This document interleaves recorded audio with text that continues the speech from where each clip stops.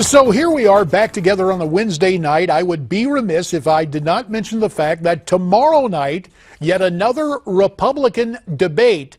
But right now, on our parent website, Newsmax.com, there is a column saying that GOP hopefuls are really clearing a path for Hillary Clinton to the Oval Office. Well, let us bring in the author of that aforementioned column. He is Peter Morici, and Peter is a professor of international business at the R.H. Smith School of Business at the University of Maryland. He joins us tonight from Newsmax, Washington.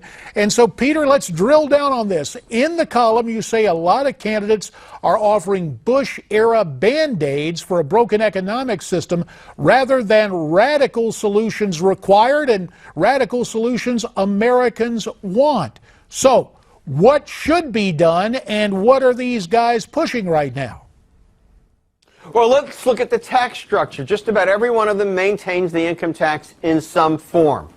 We need to pull the IRS out by the roots and burn it, replace it with a value-added tax, and essentially an allowance for families for children until the age of 21, or they go to work at 18 from high school.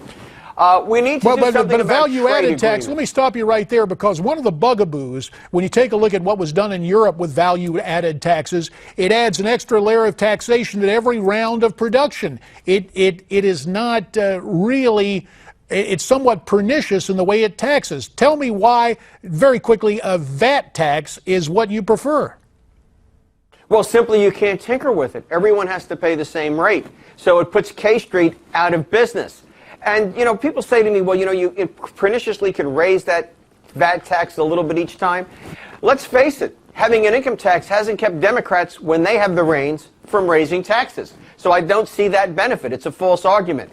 Now, it's not each stage of production. What it is it's what each business adds to value. So at the end of the day, if a good is made in one factory that costs $1, it pays 20 cents. If it's made in 10 factories, because there are little pieces here and there, it still pays 20 cents. I do understand the fear, though, that if we put that in place along with the income tax, we just have both, like the sales tax and the income tax, say in the state of New York, and be overtaxed the way Governor Cuomo likes to do to the good folks of New York City. So the bottom line is, evoking a promise from history that was not kept, no new taxes. You're saying Republicans should revise that to say no income taxes and reform, including a value-added tax, correct?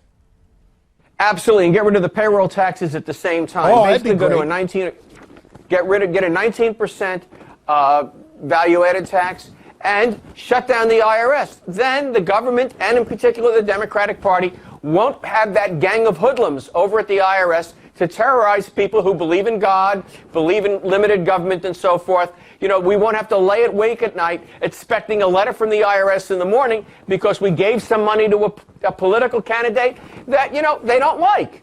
Fair enough. Now, we got about a minute left, and I'd be remiss, Peter, if I didn't take advantage not only of your political skills, but also economically here.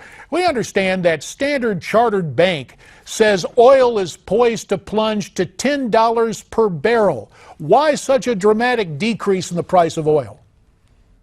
Well, it's possible it could plunge right down to zero, simply if there is no place left to store the oil that's coming in the ground. At that point, we'd have to pay people to take it off our hands and just burn it for the heck of it. Is that likely? No. And certainly if oil stays at these prices much longer, suppliers will go away, the supply will contract, we'll burn off the inventories, and eventually it will rise. That's what Saudi Arabia is banking on. It's very foolish of us to let Saudi Arabia dump all this oil in our markets so cheaply and drive our producers out of business.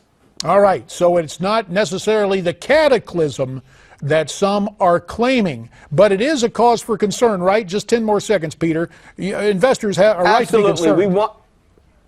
Absolutely. We need to be concerned to sustain our domestic oil industry so we're not dependent on folks in the Middle East who simply don't like America. Fair enough. We'll have to leave it right there. Professor Peter Morici, we thank you for checking in from Newsmax, Washington. Covered a lot of ground with Peter in that brief period of time. Agree or disagree with his ideas for tax reform, including the VAT?